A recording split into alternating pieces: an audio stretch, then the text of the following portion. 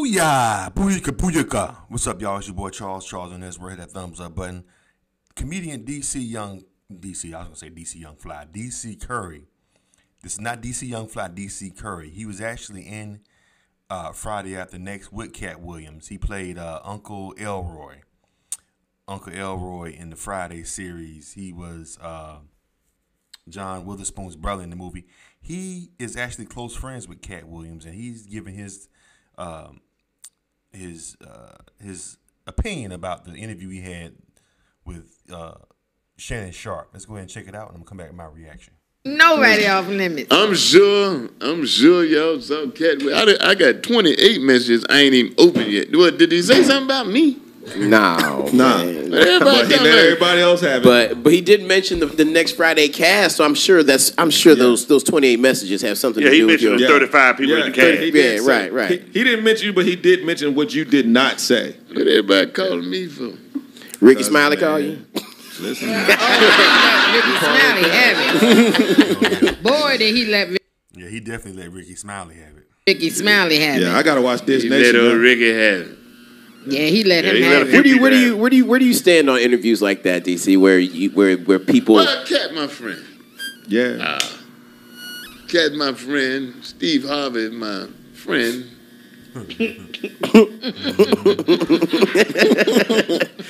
Steve is, like I've said on the show before. Steve Harvey.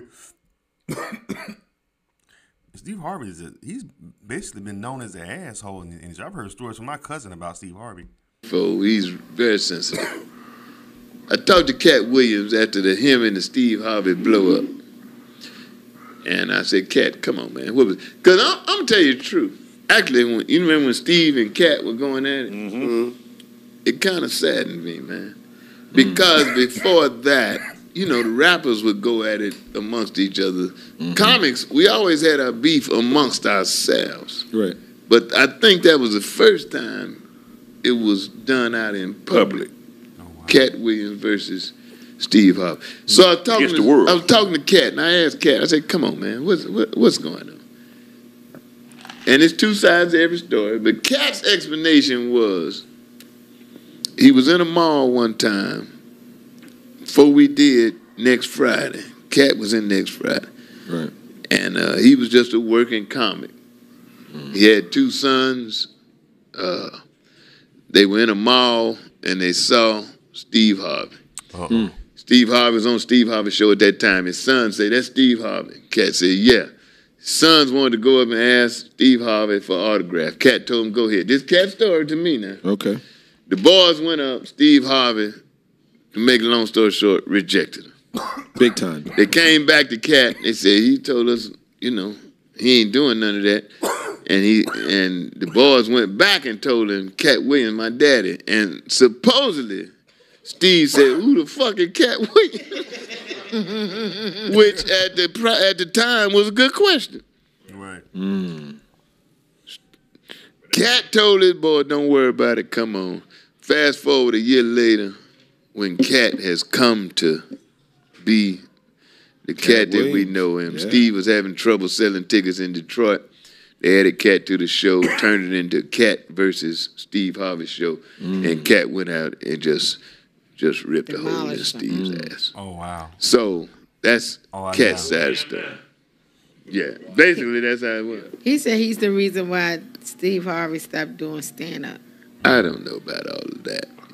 I'm just saying what he said. Yeah, in this interview, Cha-Cha show. But I mean, it's a difficult position for me because I respect both of them, not only on the talent, but on what they've been able to achieve. And you can argue about the talent, but you cannot argue about their achievements. Both of them have done extraordinarily well.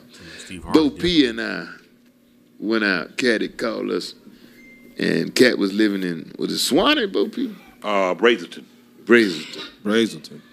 And Bo P went out and spent a day with Katt, and Katt said, DC, I want to talk to you. And Katt stood up at his house and talked for 7 hours straight. Didn't sit down. And some of it made sense. 7 hours. And he had an opinion about straight. everything. And he said, DC, what you think? And he said, but before you tell me what you think, let me tell you what I think. And you may not think what you think no more. And when the nigga finished talking for about 2 hours, he said, now what you think, DC? I said, nigga, I don't even remember what the fuck the question was. But he's my man, but he did a revealing what have you with Shannon Sharp interview. And apparently, I haven't watched the whole thing. I watched about 20 minutes of it. And he said some controversial shit. Yeah, he did. Why do you think he has this hostility toward certain people? Because there are still a lot of comedians You in think this it's field. hostility or you think it's reality? I think Katt. I mean, they both can be the same. Confidence also can be mistaken as hostility. Somebody who is overly confident, I feel like Katt Williams knows that he's an intelligent individual. He writes all of his own stuff. He produces all of his own. Oh, yeah, you think he writes all of his own stuff? That's what he That's says. what he said. Uh-oh. That's what he said. He doesn't write all this stuff. He said 19 And shows, he's my boy, 19. He's my boy. 19. Okay. And by all means, I'm not faulting him for being know hostile. some writers. Man. I know somebody who used to write for. DC, he might be coming for DC next. Because Katt Williams always kind of stands on him writing his own stuff. And being that DC just said what he said about he don't write his own stuff. I mean, if he has evidence that he doesn't write his own stuff, then how you gonna get mad at me telling the truth? You know what I'm saying? But I don't know, man. You know, Katt might turn on DC. For too. I know something. Oh, really? I'm not knocking him. Right.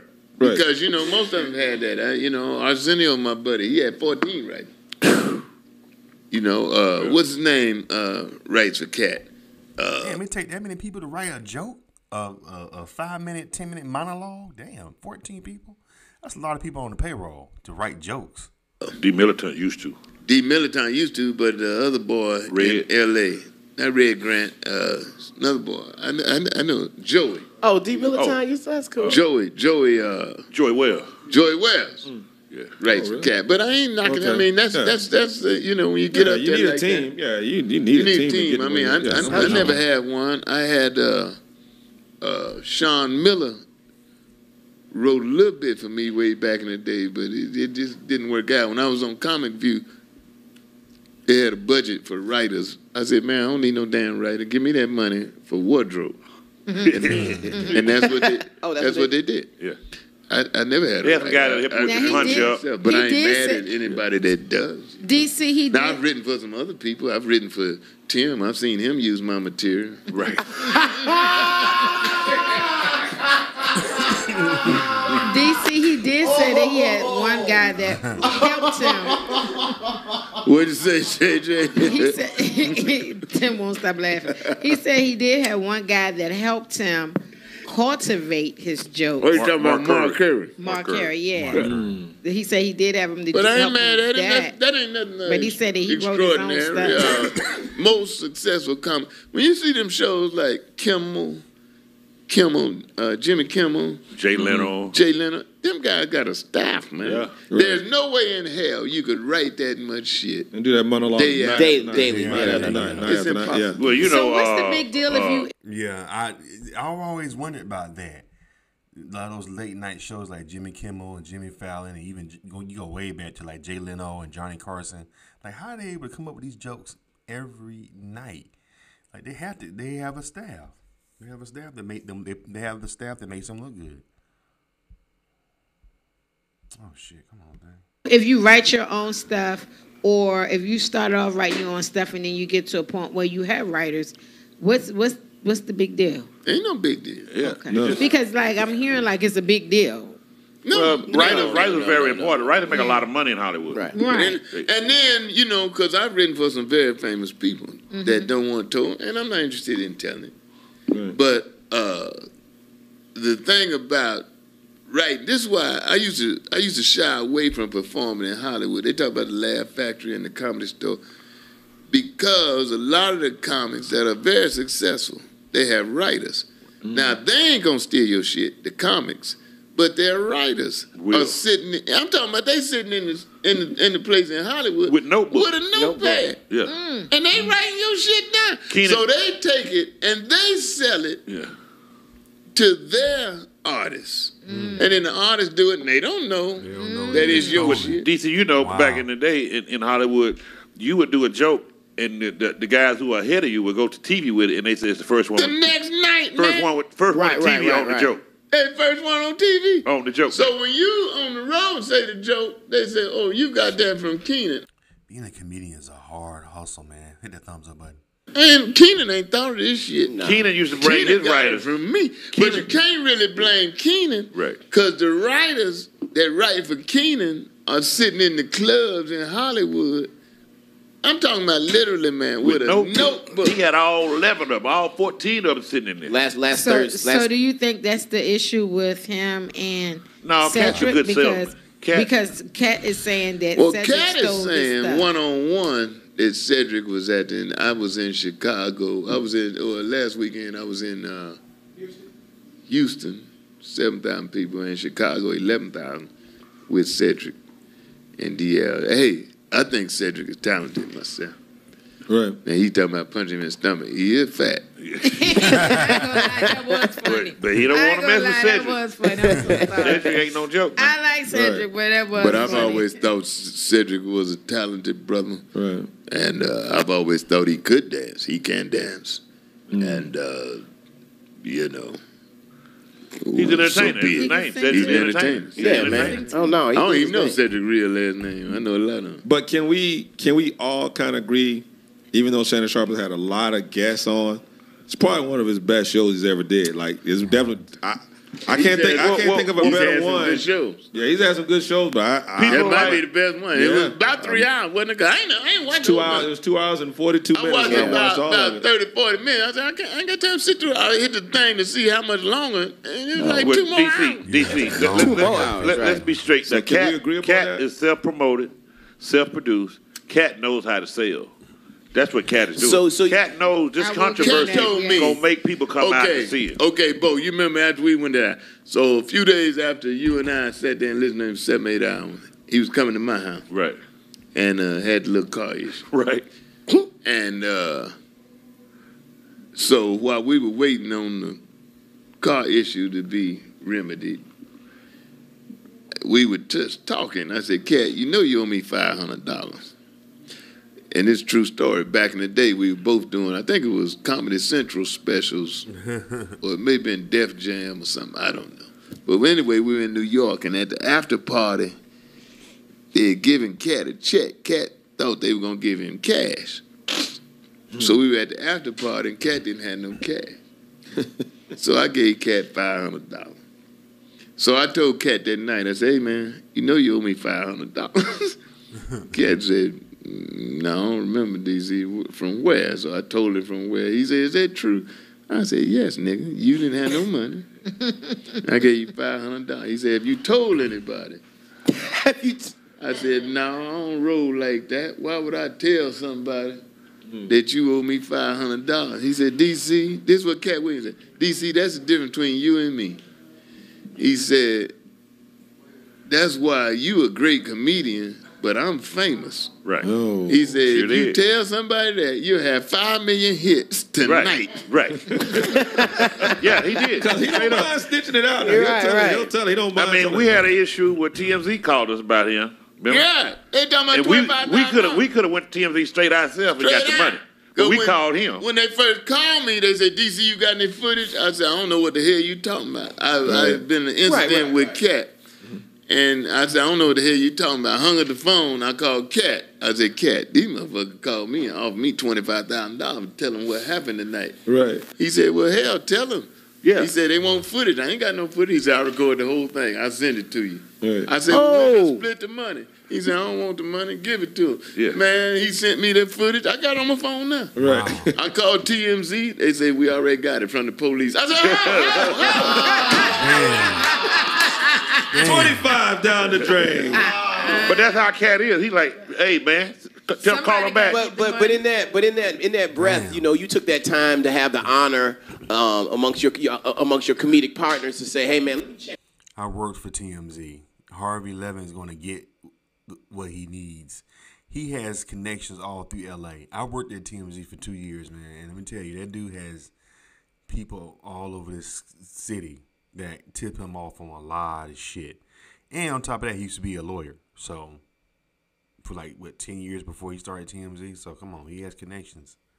I came with my boy before I just go out here putting his business Hey man, out there. word is bond with me. That's right. Do you feel that Katt may have stepped over the line with the Ricky Smileys and the Cedric the Entertainers, or was this interview was just something that's just some Katt being I'm Katt? gonna tell you something about almost everything he said.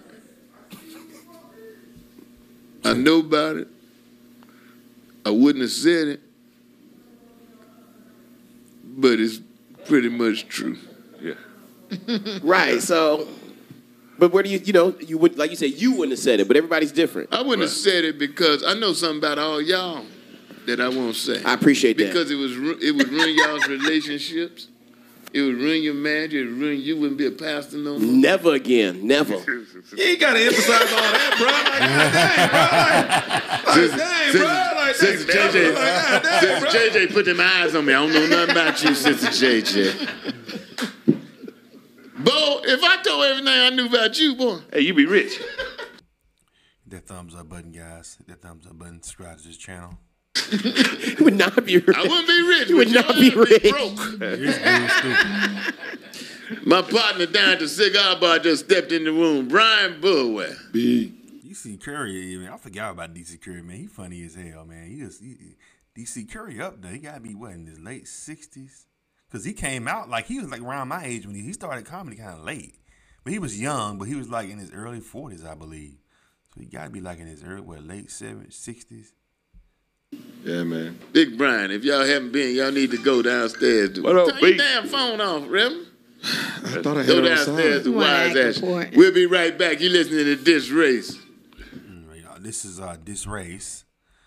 DC Curry TV is on YouTube. Y'all go ahead and check out his channel. Yeah, I'm just was curious about what he thought about the whole Katt Williams thing, being that he was in the movie. Was it Friday After Next? Which Friday? Which one was the Christmas one? Next Friday he went to. But DC Curry was in both of them. The second one he was Uncle Elroy. He ran through Cucamonga. He moved next door to the Mexican people. Katt Williams wasn't in that one. Then the third one, that's when Katt Williams was introduced. Friday After Next. That was the one where they had the Christmas one, and then Katt Williams they had they was in the shopping center, and then he played Uncle Elroy, and he was both in 1 and 2. So yeah, I see why people would want to know what he would think about the whole Katt Williams thing. But he says it's pretty much true, so I don't know, man. As the saga continues, right? What y'all think, man? Leave your comments. Subscribe to Charles and Ezra. Appreciate it.